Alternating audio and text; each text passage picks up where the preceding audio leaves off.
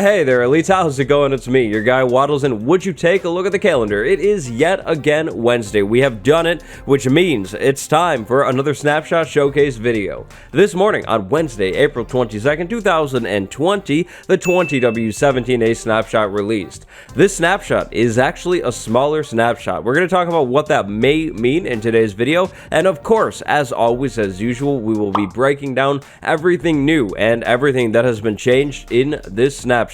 If you enjoy this video, let me know, as always, by dropping a like and subscribing. The support coming from Elite Nation has been pretty crazy lately, and just big thank you to all of you for that. It's amazing.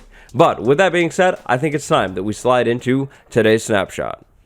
So, the 20W17A snapshot is actually the first small snapshot in a while. In this week's snapshot, we have the change to the name of something, we have the change to the generation of something, we have changes to loot tables of things, wall changes, smithing table changes, and then plenty of technical changes. Let's actually go ahead and start with our wall changes this week. So, in case you weren't aware, the Nether update is making big moves to walls. Take a look at these walls right here. This is beautiful. This is something that has never been possible before. Now, this isn't new in this snapshot. Walls have been behaving like this for a while. The thing that has been changed in this snapshot is how walls treat certain things. So take a look at this pressure plate. If we put a pressure plate right here, walls will again make this little pillar, and then the banner, same deal over here, we get a pillar. Now I went ahead and did a little bit of testing, and these things right here are things that will all create pillars. Now this doesn't mean that these are the only things that will create the little pillars on the walls, but these are just some of the things.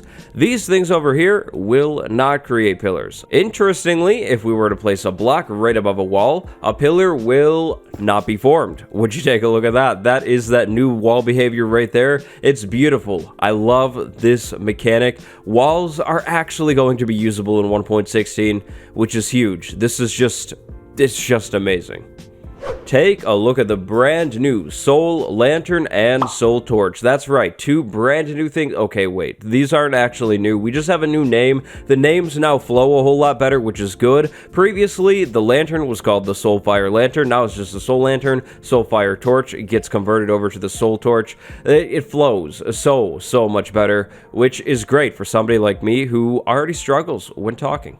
Yeah, the names are shorter. Nothing else has changed.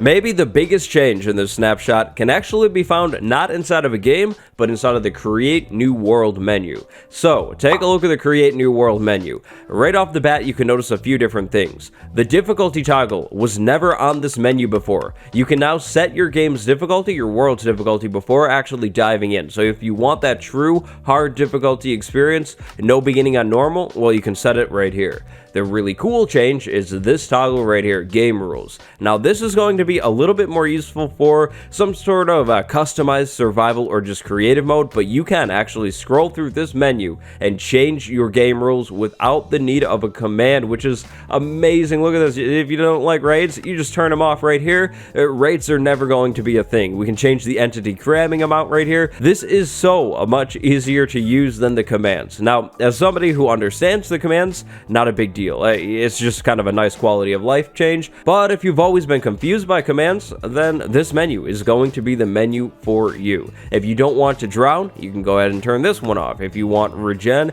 turned off, well, turn this one off. If you want keep inventory on, oh, then turn this one on.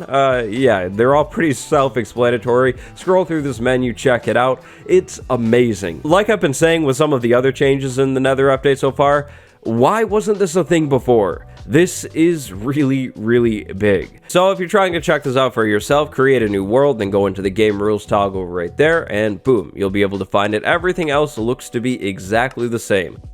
Oh boy, if you like emojis, then this is the change for you, because Minecraft text now has full UNICODE support. Now, if I'm understanding everything correctly, yeah, that means emojis, that's right, gamers, but if I'm not understanding everything correctly, it does not mean emojis.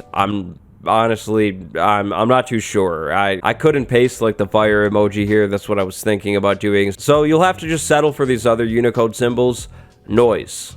In 20W16A, ruined portals were added into the game. In 20W17A, this snapshot, the spawn rate of ruined portals has been decreased. So basically, the structures will be a little bit less common. Overall, that's probably going to be a good thing. Even though these portals are really cool, they were very common in the last snapshot, which makes things a little bit less special. I mean, take a look at shipwrecks before this update. They're everywhere, right? So it's not even a cool sight. Long story short, ruined portals are a little bit less common now. In an earlier Nether update snapshot, the smithing table received a use. In this snapshot, the smithing table received a facelift because, take a look at this beautiful UI right here. This is about the best UI that I could ask for inside of a smithing table. So, as a little bit of a refresher, take your diamond tool, take a netherite ingot, throw it in there, boom. We just upgraded that diamond helmet into a netherite helmet. This is awesome looking, and it was great looking while we were doing the process. 10 out of 10 would do it again because this hammer, that hammer alone is amazing. Minecraft kind of needs hammers, doesn't it? I mean, I don't know what they would be used for. If you saw my video from yesterday, Elites, nice. If you didn't see it, well, don't bother watching it now. Okay, well, actually, you should still watch it, but Bastion loot has been changed in this snapshot. So, a lot of the stuff that I was talking about in that video, it might be completely different now. So, taking a look at these loot chests right here, I think maybe it seems like there are more arrows inside of here. Maybe? I'm not too sure. I haven't had the chance to dive into the loot tables quite yet, but yeah, in this snapshot, Bastion loot tables have been rebalanced and reworked. Everything else, to my knowledge about the Bastion, should be exactly the same as it was before. These structures are still gigantic, evil, and really cool looking.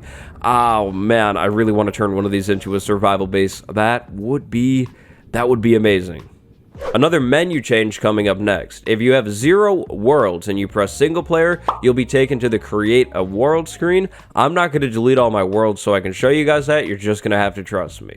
And now, technical changes. Let's start off the technical changes by checking out the brand new setting within the menus. If we go into the video settings right here, we now have this entity distance toggle. This entity distance scale or toggle was added in this snapshot. With this toggle, you can adjust your entity distance. By default, it'll be set to 100%. I'm assuming if you want better performance, you lower it. If you want worse performance or you have a beefy computer, you can handle it, you raise it. To be 100% honest, I'm a little bit confused about this toggle still. So over there is a minecart, that's an entity. If we back up, you know, it disappears, it's out of render distance. But if we go ahead and check out the entity distance toggle, I have raised it even more and it will still disappear. So I'm not 100% sure here what this toggle does, but it is new. Maybe somebody more technical can explain it. I'm sure the wizard Izuma will break it down beautifully. And speaking of technical changes, we have quite a few more in this snapshot. This is a very technical snapshot. I'm going to go ahead and leave the changelog link down in the description this time because technical changes, yeah, there's a lot here. If you're more of a technical player and you'd like to read into this stuff, dive into it a little bit more, that link is down in the description for you. Finally, one more thing to take a look at on the changelog here.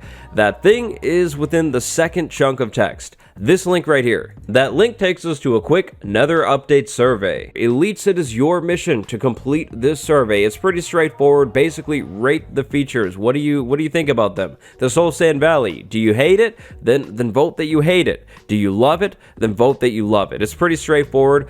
Giving feedback to the devs helps them out a lot. If you think the Nether update is bad and you want it to be better, vote in the poll. Share your feedback with the devs. If you love the Nether update and you think it's perfect, still vote in the poll and share your feedback with the devs. Again, the changelog is linked down in the description below today, and that survey can be found right here. You're looking for this sentence, the link is on the word here. Big brain? Yep, right there. Go take the survey. So, aside from all of those technical changes and, of course, a bunch of bug fixes, that is actually just about it for the 20W17A snapshot. There isn't too much new in this snapshot, as you can see. That could mean that the Nether update is very close. Now, does it mean that for certain? Absolutely not. You never know. There could be more cool features on the way. I mean, for example, back when 1.14 was in snapshots, the snapshots seemed to switch over to a technical mode, and then they jumped back to adding features. 1.14 was kind of crazy. So, is the Nether update far away? Well, no, I wouldn't say the Nether update is very far away at this point, but at the same time, I wouldn't say it's necessarily close. Unfortunately, there is still no Minecraft 1.16 Nether update release date, but that's actually going to be just about it for today's Snapshot Showcase. Today, I'd like to send a shout out to my patrons Malin312 and Respect the Kitty. If you enjoyed today's video, do me a big favor, drop a like and subscribe. It always really helps me out. All of my links are down in the description, and that changelog and the survey is linked down in the description below. Remember to take the survey, gamers. Until next time, stay fresh, everybody. It's been me, your boy Wattles. I'll see you next time. Goodbye.